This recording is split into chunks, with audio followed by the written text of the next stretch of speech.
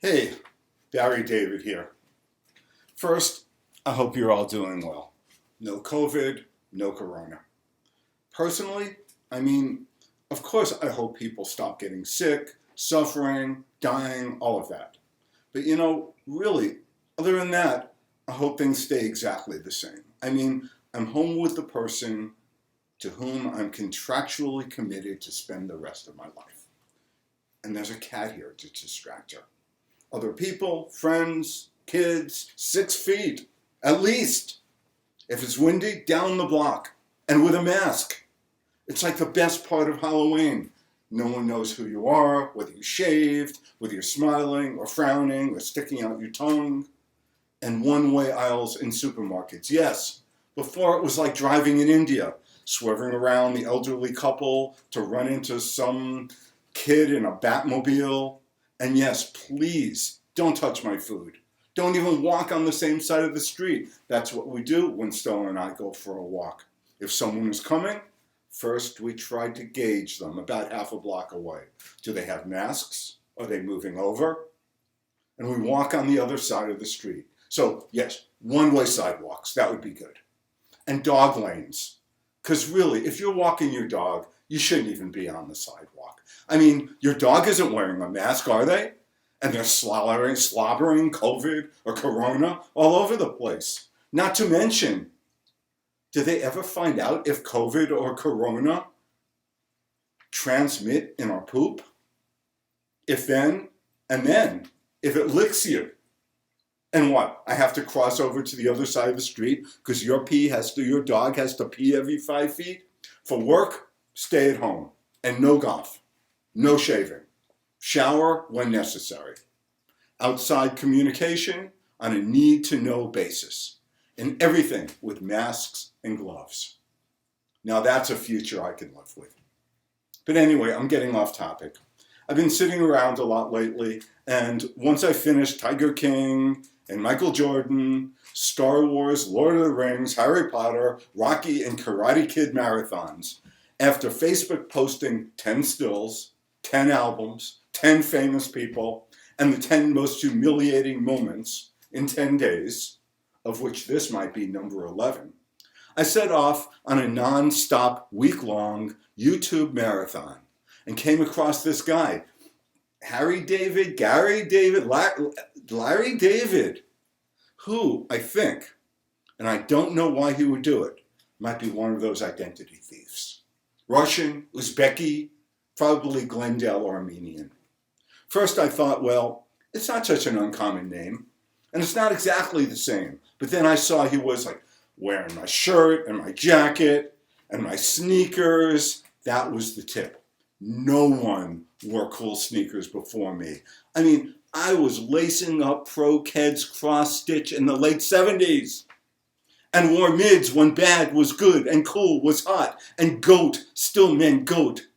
I love my sneakers. Yes.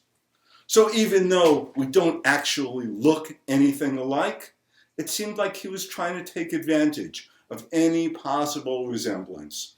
He probably, grew his hair a little, dyed it, put on an extra New York accent, but does he really look like me? Nah, not so much. So anyway, this guy, Larry, he's supposed to be like this real New Yorker, except I guess now he lives in LA. First of all, he's barely a New Yorker. Okay, a Brooklynite.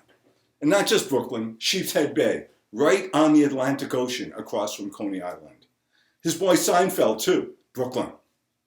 Now, when someone in Duluth, Minnesota, or Davenport, Iowa, says that he wants to go to New York, into the city, nobody's saying Sheepshead Bay in Brooklyn. No offense, I like Brooklyn a lot. Prospect Park, the Brooklyn Museum, it's just not the city. It's the Nits. It's the Nets, not the Knicks. They say that Brooklyn is the new Manhattan. Actually, that's what they used to say. Now they say that Queens is the new Brooklyn. So Brooklyn's like the middle child. And now here comes the Bronx. So Brooklyn's like the next to last child. Not just neglected, totally forgotten. But nobody says that Manhattan is the old Brooklyn. But don't say that to a Brooklynite. Oh no. whining next to last child. They'll get all upset. You'll never hear the end of it.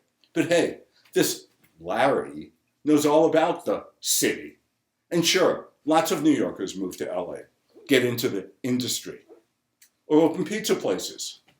But a coffee shop? No way. You know what I really can't stand though? When someone from Iowa or somewhere says they make New York pizza. What do you mean, New York pizza? Do you ship it over? Do you use New York water? Have you even ever been on the other side of the counter in a New York pizzeria? Do you read the Times? Listen to the traffic report on New York radio? Do you even know the difference between a bagel and a bialy, or the right way to eat a black and white? Do you toast your bagel? If you do, forget about it. But oh yeah, New York pizza, all right. It's thin, okay. It's big. Well, so was Kristaps Porzingis. But sorry, that just doesn't cut it. And speaking of which, don't even think about cutting that Zion to squares. I mean, what's that about anyway? Where'd you even come up with that idea? What purpose does it serve, except to express your imagination? Anyway, you get the point. Really, I just wanted to say hi. To out this fraudulent Larry, Gary, Harry guy once and for all. Get back to conquest of the planet of the apes. Mask up, be distant, and like my mom always said, wash your eyes with milk when the pigs come with the gas. Oh yeah, and in case you doubt any part of my story, let me introduce you to an old friend. I give you the eventual, possible, one day, if he lives any longer, President of the United States.